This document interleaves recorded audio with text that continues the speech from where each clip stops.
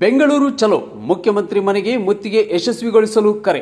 ಕಟ್ಟಡ ನಿರ್ಮಾಣ ಕಾರ್ಮಿಕರ ಸಂಘಟನೆಗಳ ಸಮನ್ವಯ ಸಮಿತಿಯಿಂದ ಕಾರ್ಮಿಕರ ವಿವಿಧ ಹಕ್ಕೊತ್ತಾಯಗಳನ್ನು ಈಡೇರಿಸುವಂತೆ ಸರ್ಕಾರಕ್ಕೆ ಒತ್ತಾಯಿಸಿ ಆಗಸ್ಟ್ 5ರಂದು ಬೆಂಗಳೂರಿನ ಫ್ರೀಡಂ ಪಾರ್ಕ್ ಬಳಿ ಪ್ರತಿಭಟನೆ ಹಾಗೂ ಮುಖ್ಯಮಂತ್ರಿ ಮನೆಗೆ ಮುತ್ತಿಗೆ ಹಾಕಲು ಸಮಿತಿ ನಿಶ್ಚಯಿಸಿದ್ದು, ಕಾರಣ ಸಮಸ್ತ ಕಾರ್ಮಿಕರು ಬೆಂಗಳೂರು ಚಲೋನಲ್ಲಿ ಭಾಗವಹಿಸಿ ಪ್ರತಿಭಟನೆಯಲ್ಲಿ ಪಾಲ್ಗೊಂಡು ಪ್ರತಿಭಟನೆ ಯಶಸ್ವಿಗೊಳಿಸಬೇಕೆಂದು ಕಾರ್ಮಿಕ ಮುಖಂಡರು ಕಾರ್ಮಿಕರಿಗೆ ಕರೆ ನೀಡಿದ್ದಾರೆ. ಇನ್ನು ಈ ಸಂಬಂಧಿಸಿದಂತೆ ಕಾರ್ಮಿಕ ಮುಖಂಡರಾದ ಹೊಸಪೇಟೆಯ ಯಲ್ಲಲಿಂಗ ಹಾಗೂ ಕೂಡ್ಲಿಗಿಯ ಗುನ್ನಳ್ಳಿ ರಾಘವೇಂದ್ರ ಜಂಟಿ ಹೇಳಿಕೆ ನೀಡಿ ಪ್ರಕಟಣೆ ಕೋರಿದ್ದಾರೆ. ಪತ್ರಕರ್ತರನ್ನ ಉದ್ದೇಶಿಸಿ ಮಾತನಾಡಿ, ಕಾರ್ಮಿಕರ ವಿಷಯದಲ್ಲಿ ಸರ್ಕಾರ ನ್ಯಾಯಾಲಯದ ಆದೇಶಗಳನ್ನು ಪಾಲಿಸಬೇಕು ಹಾಗೂ ಕಾರ್ಮಿಕರ ಕ್ಷೇಮಾಭಿವೃದ್ಧಿಗೆ ಅಗತ್ಯ ಯೋಜನೆಗಳನ್ನು ಜಾರಿಗೆ ತರುವುದು ಸೇರಿದಂತೆ 10 ಹಲವು ಪ್ರಮುಖ ಹಕ್ಕೊತ್ತಾಯಗಳನ್ನು ಶೀಘ್ರವೇ ಈಡೇರಿಸುವಂತೆ ಸರ್ಕಾರಕ್ಕೆ ಒತ್ತಾಯಿಸಿ ಪ್ರತಿಭಟನೆ ಮಾಡಲಾಗುವುದು. ಮುಖ್ಯಮಂತ್ರಿಗಳ ಮನೆಗೆ ಮುತ್ತಿಗೆ ಹಾಕುವ ಉದ್ದೇಶವಿದ್ದು, ಈ ಮೂಲಕ ಸರ್ಕಾರದ ಕಣ್ಣು ತೆರೆಸುವ ಪ್ರಯತ್ನವನ್ನು ಕಟ್ಟಡ ನಿರ್ಮಾಣ ಕಾರ್ಮಿಕರ ಸಂಘಟನೆಗಳ ಸಮನ್ವಯ ಸಮಿತಿ ಮಾಡಲಿದೆ ಎಂದು ಹೇಳಿದರು. ಹೀಗಾಗಿ ಆಗಸ್ಟ್ 5ರಂದು ಎಲ್ಲ ಕಟ್ಟಡ ನಿರ್ಮಾಣ ಕಾರ್ಮಿಕರು ಪ್ರತಿಭಟನೆಯಲ್ಲಿ ಭಾಗವಹಿಸಿ ಯಶಸ್ವಿಗೊಳಿಸಬೇಕೆಂದು ಪ್ರಕಟಣೆಯಲ್ಲಿ ಕೋರಿದ್ದಾರೆ. ಕೂಡ್ಲಿಗಿ ಪಟ್ಟಣ ಸೇರಿದಂತೆ ತಾಲೂಕಿನ ವಿವಿಧೆಡೆಗಳಿಂದ ಆಗಮಿಸಿದ್ದ ಕಟ್ಟಡ ನಿರ್ಮಾಣ ಕಾರ್ಮಿಕರ ಸಂಘಟನೆಯ ತಾಲೂಕಾ ಘಟಕ ಹಾಗೂ ವಿವಿಧ ಗ್ರಾಮ ಘಟಕಗಳ ಪದಾಧಿಕಾರಿಗಳು ಸದಸ್ಯರು ಉಪಸ್ಥಿತರಿದ್ದರು.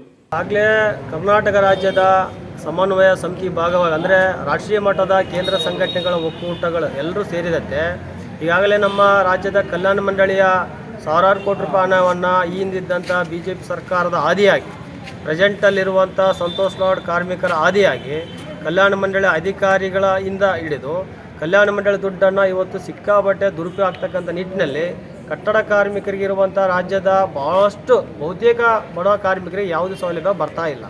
ಕಾರಣ ಇಷ್ಟೇ, ಕಲ್ಯಾಣ ಮಂಡಳಿಯ ದುಡ್ಡನ್ನು ಬೇರೆ ಬೇರೆ ಕಾರಣಗಳಿಗೆ ಬೇರೆ ಬೇರೆ ಖರೀದಿಗಳಿಗೆ ಉಪಯೋಗಿಸಿರ್ತಕ್ಕಂಥ ಹಿಂದಿನ BJP ಸರ್ಕಾರ ಅದರ ಅದೇ ಮತ್ತು ಸಂತೋಷ್ ಲಾಡ್ ಅವರು ಕೂಡ ಮಾಡ್ತಾ ಇರೋದರಿಂದ ಕಾರ್ಮಿಕರ ಕಲ್ಯಾಣ ದುಡ್ಡನ್ನು ಇವತ್ತು ಒಂದು ಸ್ಕಾಲರ್ಶಿಪ್ ಹಾಕಿಬಿಟ್ರೆ ಖಾಲಿ ಆಗ್ತಕ್ಕಂಥ ನಿಟ್ಟಲ್ಲಿ ಇವತ್ತು ಹೇಳುವಂಥದ್ದು ಮತ್ತು ಸೆಸ್ ಅಮೌಂಟನ್ನು ಕಲೆಕ್ಷನ್ನು 2% ಸೆಸ್ ಕಲೆಕ್ಟ್ ಮಾಡ್ಬೇಕಂತ ಹೇಳಿದ್ರೆ ಅದನ್ನು ಕೂಡ ಮಾಡದೇ ಇರ್ತಕ್ಕಂಥದ್ದು ಮತ್ತು ಒಟ್ಟಾರೆಯಾಗಿ ಕಾರ್ಮಿಕರ ಮಕ್ಕಳಿಗೆ ಬಳಸ್ಬೇಕಂತಂದು ಏನು ಆ್ಯಕ್ಟ್ ಆಗಿದೆ 96 ಕಲ್ಯಾಣ ಮಂಡಳಿ ಆ್ಯಕ್ಟು, ಆ ಆ್ಯಕ್ಟನ್ನು ಉಲ್ಲಂಘನೆ ಮಾಡ್ತಕ್ಕಂಥ ನಿಟ್ಟಲ್ಲಿ ಅಧಿಕಾರಿಗಳು ಕೆಲಸ ಮಾಡ್ತಿದ್ದಾರೆ.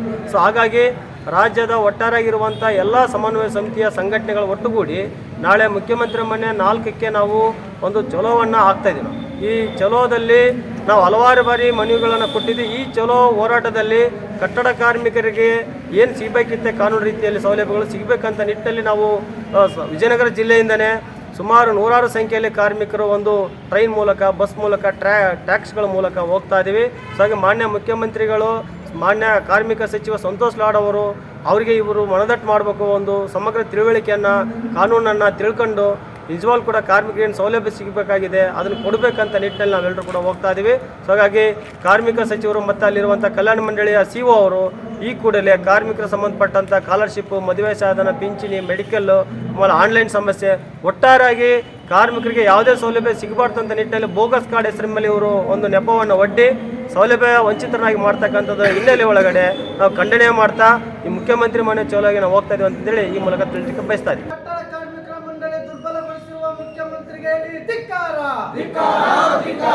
VG ಋಷಭೇಂದ್ರ, ಕೂಡ್ಲಿಗಿ.